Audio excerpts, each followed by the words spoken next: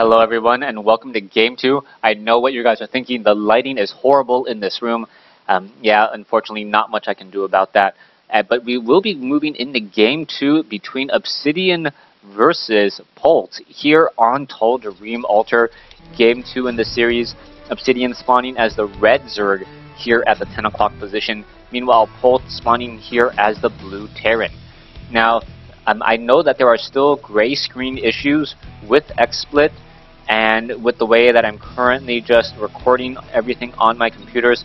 I wanted to let you guys know that I know how to fix it back at home, but that's only because I'm using higher end equipment.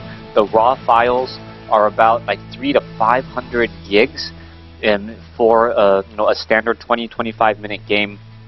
And when that happens, my laptop, as great as it is, thank you MSI for making a great laptop, that 1 terabyte hard drive just simply runs out too quickly for me to do in a good solid day of casting. Alright, let's go ahead and make some noise and get into this game. Make some noise, what am I at a live event? Ooh, yay, cheer, yeah! Alright, Polt spawning here at the 2 o'clock position. We will be setting up a front door supply depot here, and we'll see what Polt does in order to react and respond to Obsidian's rather unusual strategy. I'll have to say that Obsidian perhaps had a plan specifically for Entombed Valley. He knew what he was doing in that matchup at the very start of the game, and he executed that build well enough to get the victory in Game 1. No, not Entombed Valley, Cloud Kingdom. Now, moving on into Game 2, this is going to be on Dream Altar, and based upon the locations, Polt is going to have a very, very easy time setting up siege tanks down here and punishing Zerg. Now, we'll see what the strategies will be. Polt is opting to go for a command center first against a hatchery first. This is going to be interesting just because of the way things can unravel and unfold. Now, the Zerg player is going to feel a little bit behind. He wants that economic advantage, and Polt is going to make sure that he's not going to be able to easily get it. Now, Zerg can either try to do another expansion of their own, but for him to take an expansion that is that does not have destructible rocks, he'll have to go over here. And this expansion is simply so far away, you're not able to really transfer drones at all, and you can end up falling behind very, very quickly if a round of Hellions do make it into that location there. Now, a barracks is about to be completed. Let's take a look in the main base. There is still no gas coming in from Polt. Meanwhile, we already have gas coming in from Obsidian. He should be able to get up to 100 gas, get that metabolic boost, and then most likely pull those drones off of gas, unless he wants to try to go into banelings once more. Now, let's see what Polt is doing. Polt is doing a command center first into 1 racks into double gas. The Overlord, I believe, has spotted the gas, and the refinery has not spotted the Overlord. Now, Polt is maybe trying to go into Banshee play here, which may work out well based upon the positioning, since it is going to be close by air, or Polt could go into that low ground siege tanks with siege tech. Zerglings are going to be making their way across the field here. There already are Marines in position, but Zergling not going to be able to deal very much damage, if any damage at all, as a Zergling coming up the ramp. Zergling now comes in, going to take a lot of quick damage from those Marines. It does get taken down as the expansion has been revealed. Most likely, let's go ahead and take a look. Yes, it has been revealed there, and the Overlord just still sitting in position.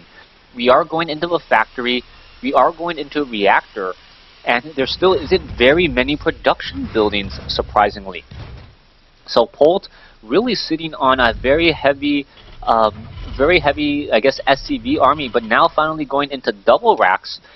So we will be seeing Polt perhaps trying to do a lot of Marine Marauder play. Meanwhile, Obsidian just got off a large round of drones, and training up 10 drones at a time, one of the benefits for Zerg. Alright, it looks like Obsidian will be sticking to that Tier 1 play that we saw in Game 1, going into a Baneling's Nest, going into Roaches, not investing heavily into Tier 2, and we'll see if that's going to be effective at all. The Zergling with those wings are sitting down here, could perhaps sit at this Zelnaga tower, gain sight and gain scouting information, as for some reason Obsidian is sitting on a very large number of minerals. Nope, decided to train up 9 roaches at a time, and we may see perhaps once more a similar strategy as we saw in Game 1 Obsidian, sitting at 60 over 68 supply compared to TSL's Polt 46. Harvester count is about even, but we're going to see a very large number of roaches and Zerglings make their way across the map. Hellions going to try to make their way up, and oh, the roaches could have gotten some easy shots onto those units there. It looks like the roaches are going to be doing a push out, and I'm surprised that there isn't any creep tumors starting from here to help with the movement speed on these roaches. Zerglings may try to get a surround on those Hellions. The Hellions are backing off once more. This is a very heavy number of units. 37 SCVs versus 35 drones, but there are 11 larvae down on the field. We're going to see the roaches now slowly push their way in, getting some damage onto those supply depots there. A lot of damage being dealt, and how much damage is going to be dealt there? One is already down, and now we'll see how much damage can be dealt here as well. Bathing's going to be trying to follow this up, and this is going to be a very strong push. Polt unable to train up any more units, but the Banelings have been focused down. Banelings are trying to detonate and try to hit some of these supply or these bunkers. It looks like they will get taken down here, but Polt with a much better defense this time around. And Polt is pretty much going to say, you know what, you're not going to deal any damage at all. Zergling's not trying to do a quick surround here on these units. Polt pretty much in a dominant situation, saying, I'm not going to fall for the same trick twice. I'm going to wall off and make it very difficult.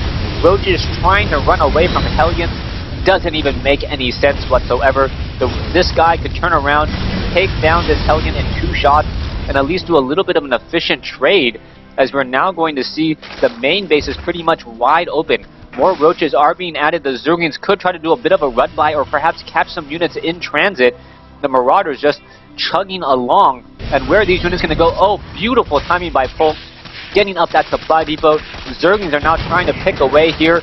Marines are going to jump inside that bunker most likely. And no, SCVs are just going to repair, as we now see a decent-sized Hellion Marauder Marine counter-push.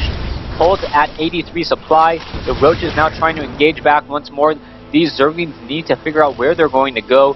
SCVs were repairing, and now keeping this front door alive, keeping all of those SCVs alive and happy. SCVs coming off the supply depots, now going to just auto repair the rest of these Hellions, and we'll see what the strategy and the transition will be next. 42 SCVs, 37 drones.